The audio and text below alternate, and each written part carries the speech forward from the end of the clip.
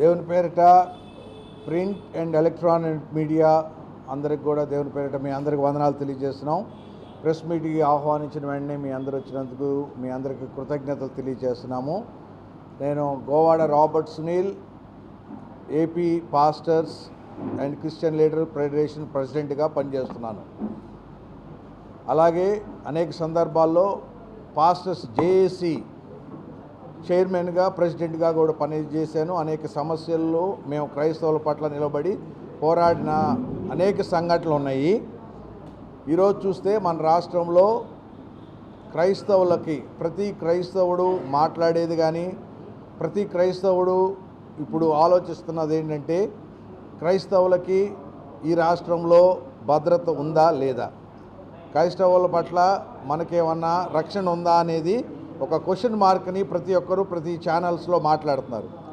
దాని నిమిత్తమై కేవలం పాస్టర్స్ గురించి, క్రైస్తవ నాయకుల గురించి మరి ప్రెస్ మీటు పెట్టడం జరిగింది.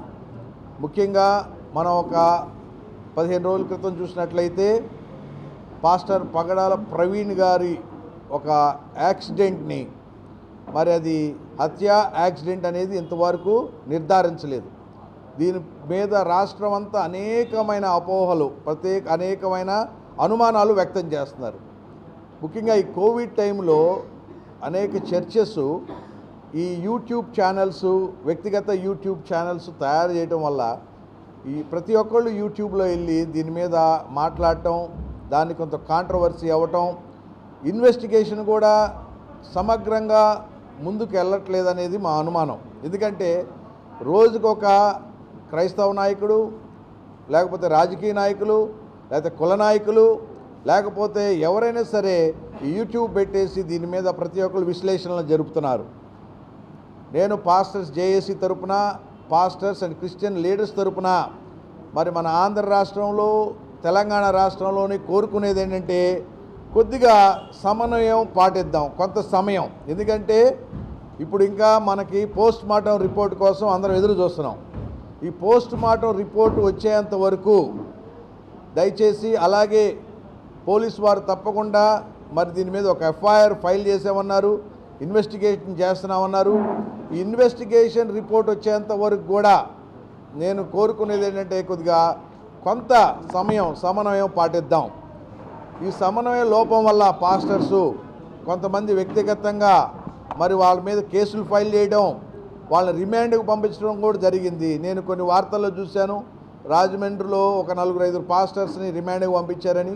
మరి వాళ్ళకి కూడా లీగల్గా మనం సహాయం అందించడానికి ముందుకున్నాం. కానీ ఇటువంటి పరిస్థితులు తేకుండా రిపోర్ట్ వచ్చిన తర్వాత ఇప్పుడు మా AP pastors and Christian leaders తరపున మనం లీగల్గా కూడా హెల్ప్ చేయడానికి సిద్ధంగా ఉన్నాం.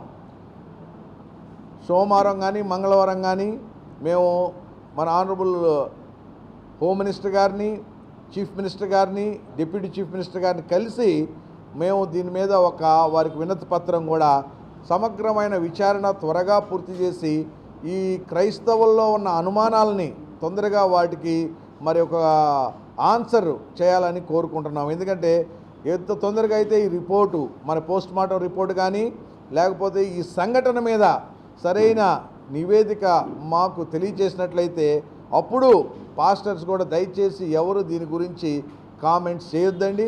మనం ఒక జేఏసీగా ఫామ్ అయ్యి లీగల్గా దీని మీద మనం ఎలా ముందుకెళ్ళాలని ఆలోచన చేసుకోవడానికి అవకాశం ఉంటుంది.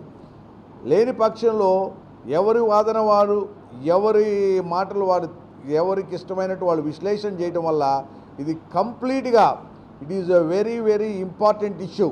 ఇదేదో చిన్న ఇష్యూ కాదండి, ఇది చాలా సీరియస్ ఇష్యూ.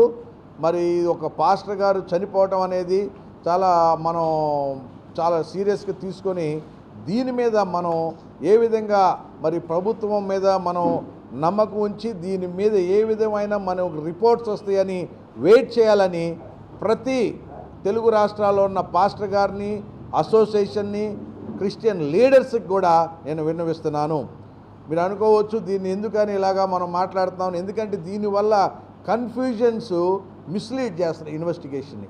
కొద్దిగా మన ప్రభుత్వం దగ్గర నుంచి మనకి సమగ్రమైన జవాబు వచ్చేంత వరకు, పోలీస్ డిపార్ట్మెంట్ వారు సరైన రిపోర్ట్ని మనకి తెలియజేసేంత వరకు మనం ఒక టీమ్గా పాస్టర్స్ అందరం కలిసి ఒక జేఏసీగా ఫామ్ అయ్యి ఆ రిపోర్టును బట్టి మనం తదుపరి చర్యలు ఆలోచించుకుందాం. కానీ దయచేసి దీన్ని ఇమీడియట్గా మనమే కంక్లూజన్కి వచ్చేసి ఇది చంపేశారు, మర్డరు, ఇవన్నీ కూడా తప్పకుండా నివేదికల్లో బయటకు వస్తాయి.